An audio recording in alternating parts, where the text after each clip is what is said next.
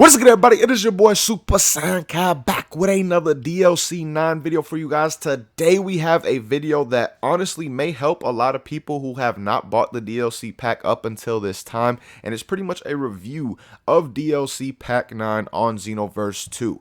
We're going to be talking about it, breaking down the characters, the skills, all things like that, and honestly just really showcasing why this is probably one of the better DLC packs that we have honestly gotten. Now, some people may be like, Cab, but didn't you just say yesterday that DLC 9 update broke the game?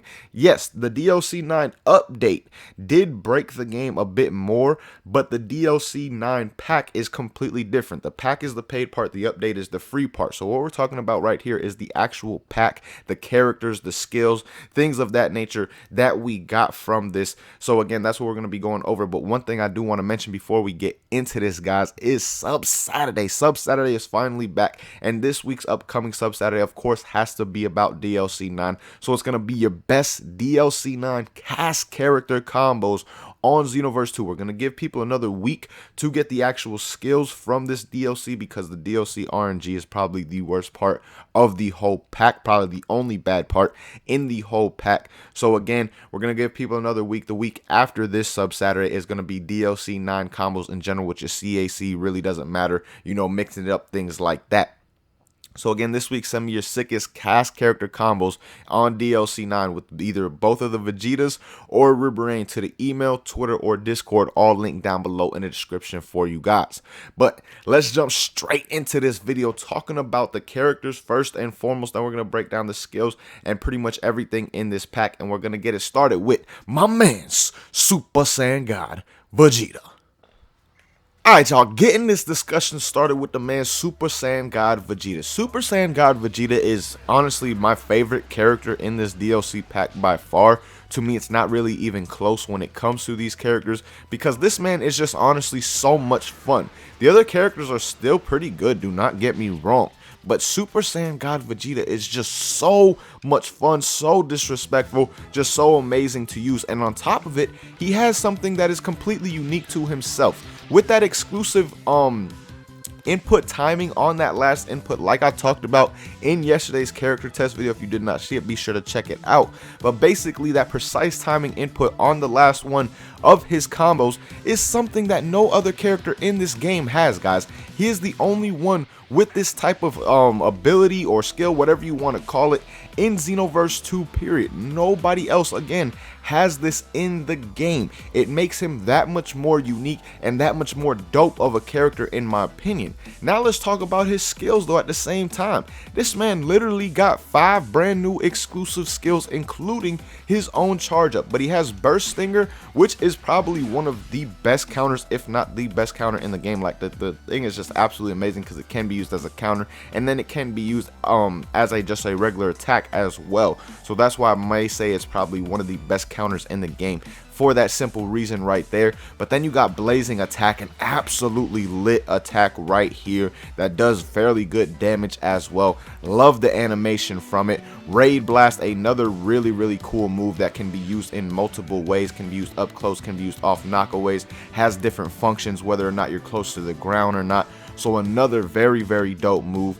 And then Prominence Flash is also a good ultimate, in my opinion, one that is very different from any other ultimate in the game. It doesn't need a super soul to increase its damage through time. Basically, each and every single time you use this move, it gets a boost to its damage alone, with or without a super soul. So it really does not matter if you have a super soul or not. This move will stack damage whether without a super soul and just on its own. It's just how the move works, something that is very different again and kind of new to this Vegeta alone.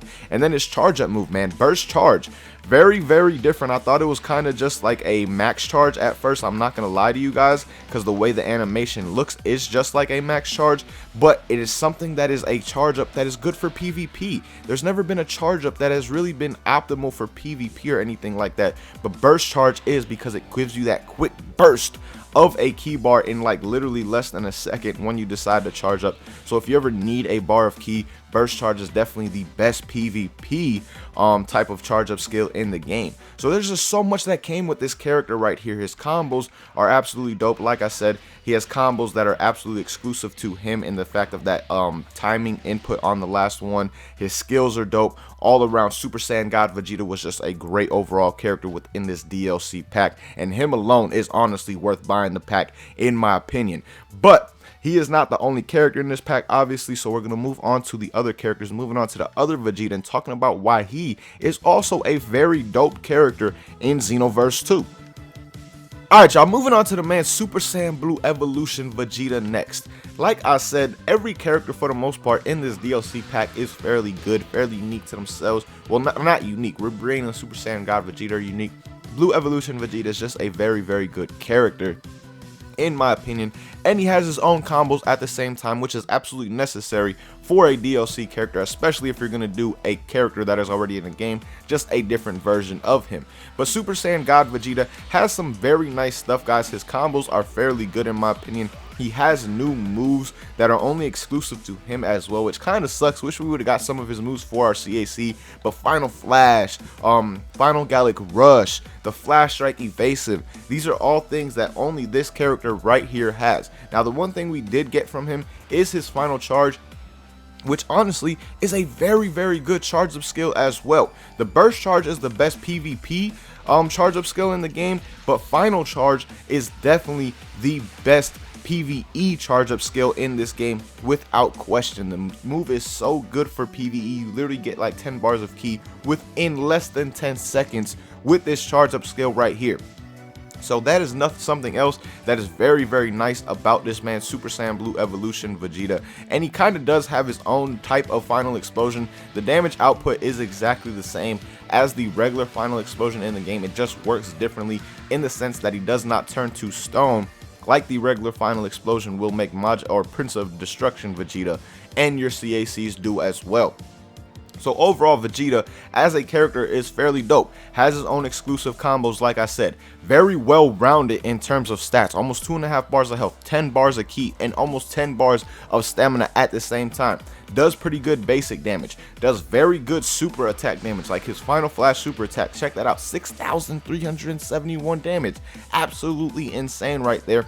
And then has probably one of the dopest ultimates in the game in Final Gallic Rush. I'm really upset that we did not get this for our CACs because I just love the move so much. It's such a lit animation. Looks like something a modder honestly would make, not gonna lie.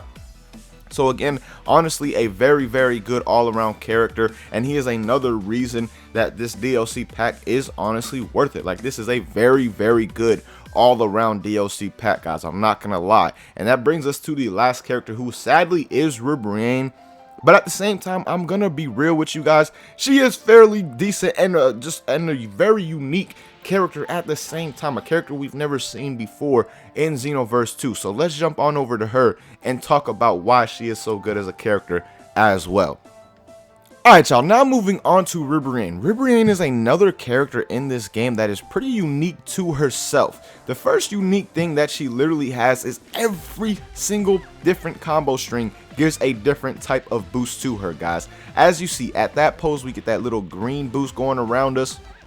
Now we're going to do an all heavy combo, and let's see what happens right here. As you see, it changes. Literally every single combo she has a different type of animation at the end of it. This one I believe is an attack boost, as you guys see right. I believe that's either an attack buff or something to do. I believe that's an attack buff, honestly. I don't know what every color means. I know blue is speed. There's a different version of red that's like the stamina thing, where you get the when you take damage you don't stagger, but it takes away from your stamina. There's another red one like this one, which is an attack boost. There's just so many different types in this game, and literally every single combo she has gives you some kind of boost. So that right there alone makes her very, very unique. I'm not gonna lie, there's no other character in the game that has something like that at this point in time. Maybe they'll introduce another character in the future like it, but I highly doubt it, because she also poses, and I'm assuming it's those poses that are giving her these type of boosts, or that's the whole purpose behind them.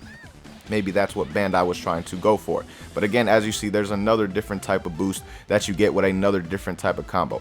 Absolutely insane, very, very unique to herself, and it makes her honestly a fairly good character. I cannot lie. Even though it's Riverine, she is a fairly good DLC character. And her stats are honestly not too bad. She has some of the most health in the game for regular cast characters, not including mentors. She almost has 35,000 health, which is 3.5 bars. She has over 6 bars of ki and almost 7 bars of stamina at the same time. But again, she got something very unique. Her stats may not be the best in terms of stamina and ki, but she got something very unique in her combos. She has 6 brand new unique skills, something we've never seen before on a character at all. This is literally something that has never been done for a DLC character, and of course they just had to make her the very first to be able to do that. She also had some stuff like how Pretty Cannon and her ultimate sync together. The more times you use Pretty Cannon, the more ultimate damage you're going to get from Riverine's Eternal Love.